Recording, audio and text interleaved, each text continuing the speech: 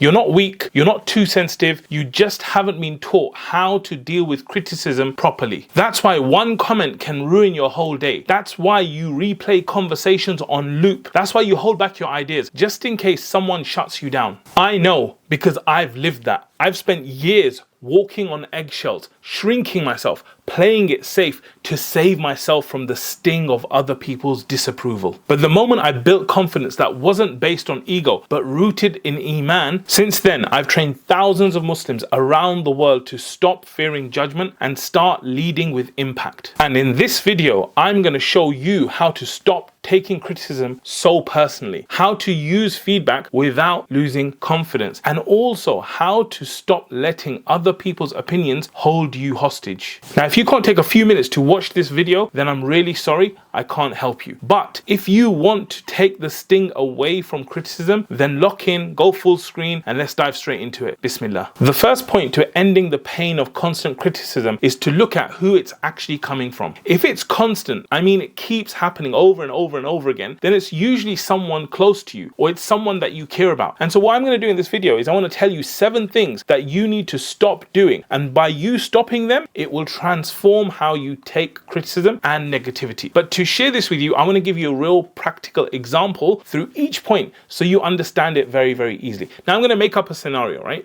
Imagine that my dad is coming to me and talking to me about my beard. He's constantly coming and he's saying, Muhammad, your beard is very long, you need to cut it, it's untidy, it's this, it's that, and he's complaining about my beard. So throughout this whole example, I'm going to use my dad and him being upset at my beard and communicating that feedback and that negativity to me constantly. So let's get straight into it. The first thing you need to do is you need to stop being judgmental about how they should act. So let's think about my dad. My dad is saying all these things. Now in my heart, when I'm hearing all of this stuff and my mind, I'm thinking he shouldn't be saying this stuff to me. Why is he doing this? And in a way, I'm judging his actions. I'm judging what he's saying, what he should not be saying. And I'm thinking in my head, he shouldn't be saying this. He should be saying this. He shouldn't be behaving like this. He should behave like this. And this whole way of being, this is a very judgmental way of being. And it's very natural for you to fall into this stage, by the way, for you to get into this place where someone's saying something about you and then you judge them. But a lot of us, we don't realize that we're actually being judgmental. So the first thing I need to do is stop judging my dad for saying this and saying that, and rather take a step back. Okay, let's take a step back from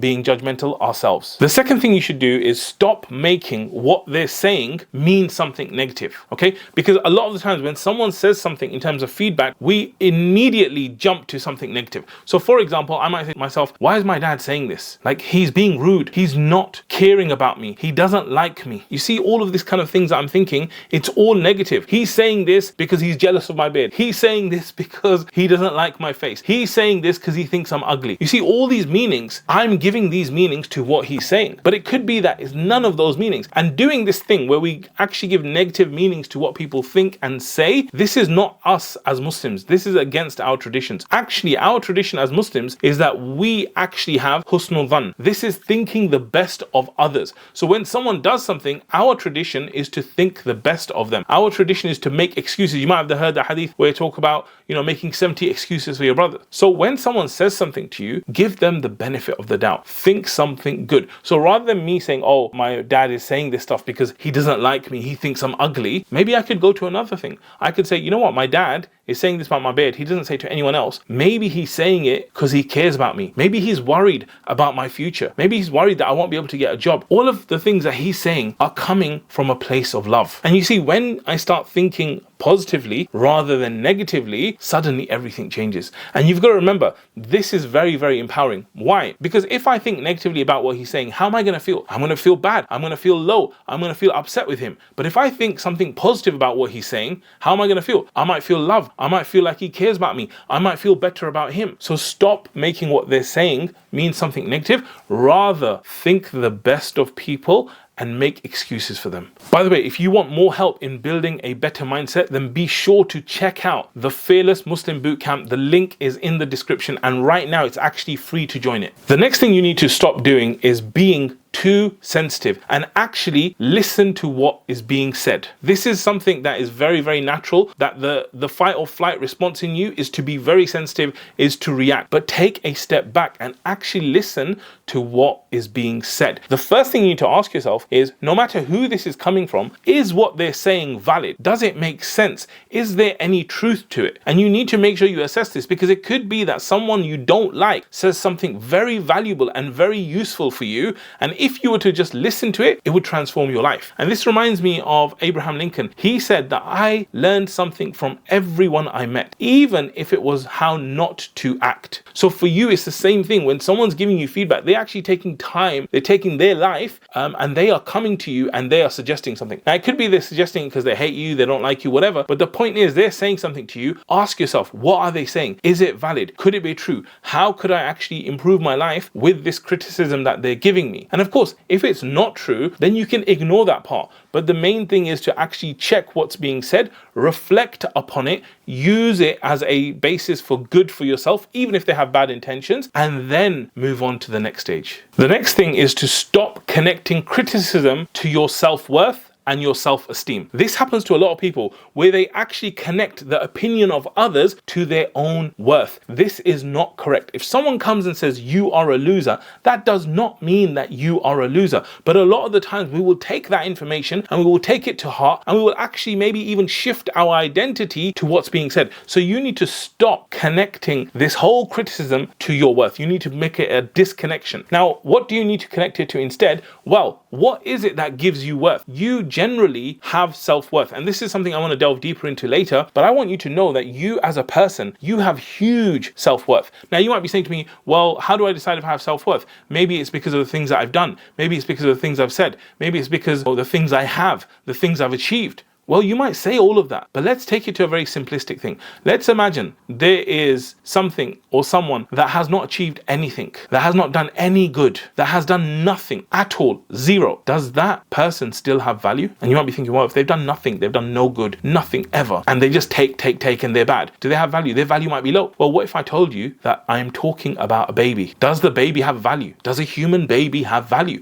And you're going to say, yes, they do. And I'll say, but they haven't achieved anything. And you'll say, it doesn't matter, they still have value. And I'll say, well, they haven't given anything. And you'll say, yeah, but they still have value. And I'll say, well, they haven't got a degree or nothing. And all they do is they take and they take and they take, and they make you clean them, and they make a mess, and they do all this stuff. But do they still have value? And you would say, yes, absolutely. If you're a normal person, everyone will say, yes, a baby has value. Now, if a baby has value, then what about you? A baby who's grown up, who's done good things, who's achieved different things in their life, has shown respect and love and care to the people that are around them. What about your value? You have a huge value. And even when I've done this example, I've said, forget a baby. What about a cat? Like, would you just kill a cat? Would you get rid of a cat just because it has no value? You wouldn't. You would see a cat as valuable. So if a cat is valuable, then you as a slave of Allah, of course you are valuable. Now, the key to this is to remember that your self-worth, your self-esteem, your actual value as a person, it can go up and down. Now, what is the marker for that? The marker for that is you and your relationship with Allah. That is what gives you more worth. Because the Prophet ﷺ said, no Arab is better than a non-Arab, no black person is better than a white person, etc. Who is the best? The best of them is the one who is pious, the one who is most God-fearing, who has most taqwa. So this is the way you need to do. If you're thinking about your self-esteem, your self-worth, try and do things that will raise you in the eyes of Allah. Because if it raises you in the eyes of Allah, and if Allah loves you, then that will spread. Because there's a hadith where it talks about when Allah loves a person, Allah declares it to the angels and everyone, and they declare it, and it basically goes from the top all the way to the bottom, where people in the world actually love you. So if you want to increase your self-worth, your self-esteem, increase your connection with Allah, increase the relationship that you have with Allah, and actually worship Him in the way that He deserves to be worshipped. Even though we can't achieve that, but do your best and leave the rest to Allah. The next thing you need to stop doing is taking these people for granted. Now, the people that are giving you criticism, a lot of the time we can be negative towards them, but that's because of the law of familiarity. Now, what is the law of familiarity? Let me tell you a quick joke about this. So there's a newly married couple on their honeymoon, and they're in the hotel room, and the wife, she's coming back from the bathroom. She's walking back from the bathroom. And as she's walking back, she hits her foot on a cabinet. And the husband, he realizes, he runs over to her. Are you okay? What happened? Sit down. Let me get you some water. Is it hurting? All of this stuff. So now, fast forward 10 years. The same couple are in the same hotel, and the wife is coming back from the bathroom, and she hits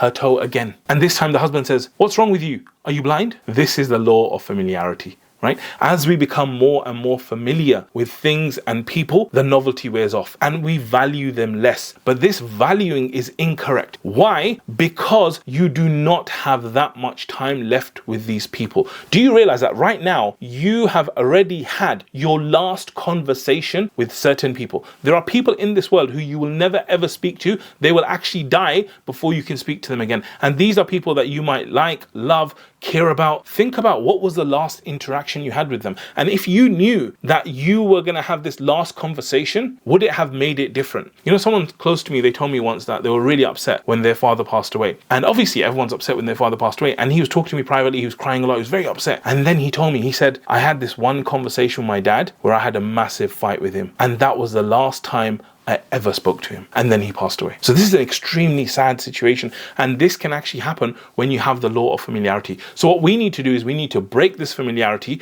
and we need to do the opposite. We need to attack shaitan, because shaitan is saying to you that, listen, you know your mum who's constantly annoying you, your dad who's constantly saying these negative things, your brothers and sisters who are doing these things to you, they are doing this today, they're going to do it tomorrow, they'll do it the day after, and they will do it forever. But the truth is they won't. So if I think about my dad in this situation where he's saying these things about my beard and it's upsetting me, if I start to think, well, I have very limited time left for my dad, and you know what, when he's not around, I would probably give up anything for him to just be here and just complain about my beard. So the things that he complains about now and they hurt me now, I would wish that I could have a moment of that in the future. And this is the same for you, for your relationships, for all of these things. So make sure you are very, very careful about this and you realize that these people are not here forever in your life. And when you look to the future, you will look back to these moments and you will actually value them. So try and change your perception around these people and don't let shaitan trick you. The next thing you need to stop is giving them all your power. What they say is not the whole truth and nothing but the truth. What they say about you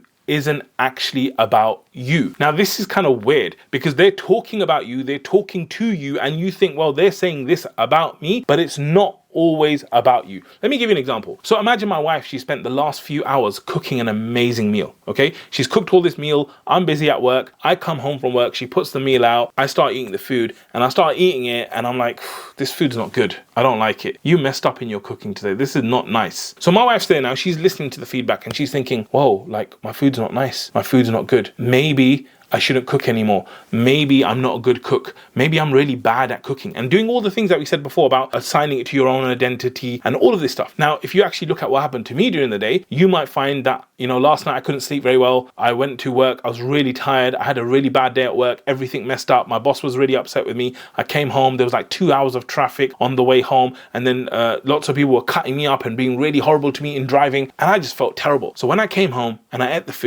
food was actually fine, but I was just having one of the worst days. And I took that food and I said this to my wife. So now, what is this whole situation about? Is it really about her food, or is it about me and what's happened to me? And this is what you need to realize, that when people give you feedback, it's actually a reflection of themselves and who they are rather than who you are. So for example, a video like this, you might find someone watches this video and says, Mohammed, this is an amazing video. It changed my life. I loved it. It was amazing. And if I listen to that, I'm like, oh, this is an amazing video. Okay, great. And then I listen to another person, the haters out there, and they say, Mohammed, that was a terrible video. Why do you say this? Why do you say that? I don't like your videos. You're not good at speaking. And I go, oh, I'm not good at speaking. So can you see that if I just take their things, I'm going to be confused, because there's always going to be people that love you. There's always going to be people that hate you. But the point is that you need to realize it's not about you. And when you do that, it takes the sting out of it a little bit, because you think, oh, they're saying this, but they're saying it because of who they are. It doesn't actually reflect so badly on me. Now, of course, sometimes people do give you feedback and it's honest, and they say, Mohammed, you did this wrong. And I'll be like, yeah, like if I do the things I said before, where I actually think about what they're saying, take the good out of it, and I might be like, yeah, okay, even though it's coming from them and it's about them, what they're saying is valid. And so because of that, I'm going to do this, I'm going to do that. But the point is, sometimes you can hear it and you can go, no, that's not valid. And I'll give you a real life example of this, right? So I did this training course for lots of du'at. It was about speaking and all this kind of stuff.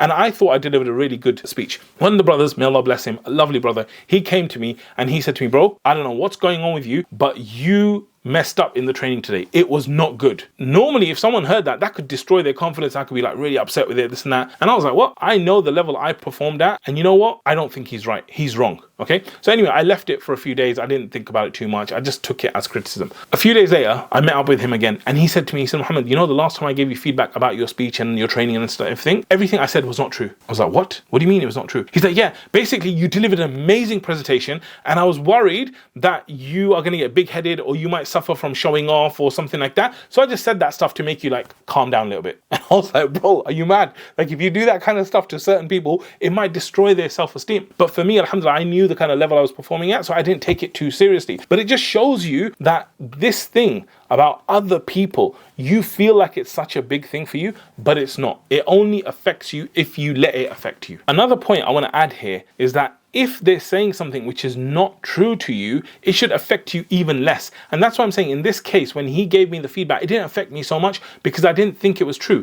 It's like someone coming to you and saying, bro, I don't like your blue hair. And you're like, what? Blue hair? I don't have blue hair. And he's like, no, I don't like your blue hair. Change your hair color. I don't like blue hair. And I'm like looking, and I might get my mirror out or my phone out to see like maybe something dropped on my hair or what. But if I realize it's not blue hair and he says, I don't like your blue hair, like I'm not going to let it affect me. So if it's not true, then make sure you don't let it affect you because you don't have blue hair. So it doesn't matter what they say about your blue hair. So the last thing you need to do is you need to stop living in limbo land. What do I mean by this? I mean, when someone says something to me that I don't like, I think that I have two options and only two options. The first option is to forgive and forget. So they've said something I don't like. I think about it and go, you know what? It's not a big deal. It's not something bad. It's not something huge. Just forget it. My dad's talking about my beard. It's not a big deal. He just talks about it. It's not an issue. I'm going to forgive him. I'm going to forget it. And I'm just going to move on with my life. Okay. Now you might be saying, well, Mohammed, you don't know. Certain people say huge things to me, which are really painful, really big, all this stuff. How am I going to forgive? How am I going to forget? I don't feel like forgiving these people. There's a few things I want to say here specifically about forgiveness, which I think are going to benefit you hugely, right? The first thing is that I know that it can be really, really painful and it can be really hurtful when people do things like they are actually wrong and they did harm to you.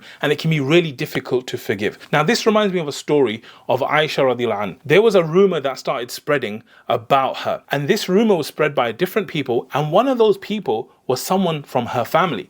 And her dad used to support this person financially, give charity to this person. When he heard the harm he did, Abu Bakr radiallahu anhu said, I will not give charity to this person. And then at that point, Allah revealed verses where it basically said that you should forgive this person because don't you love that Allah forgives you, right? And so forgiving other people is a means for us getting the forgiveness of Allah. So I know that you have done wrong just like other people have done wrong to you, and you would love to be forgiven. So you should have this mentality of forgiving other people. I want to tell you about something else that I try to do in my life. I try and forgive people very, very easily and try and forget what's been done to me. One of the reasons is this other hadith where the Prophet ﷺ said that this person is a man of Jannah. So another Sahabi, he goes and spends time with that guy and he says, let me chill with you, let me stay with you. He stays with him for a few days, and after a few days he said, I spent all this time with you and I don't see anything special. Like, why would you be a man of Jannah? And he's like, I can't think of anything either. The only thing I can think of is that before I go to sleep every night, I forgive everyone for anything that they've done wrong to me. And so imagine this quality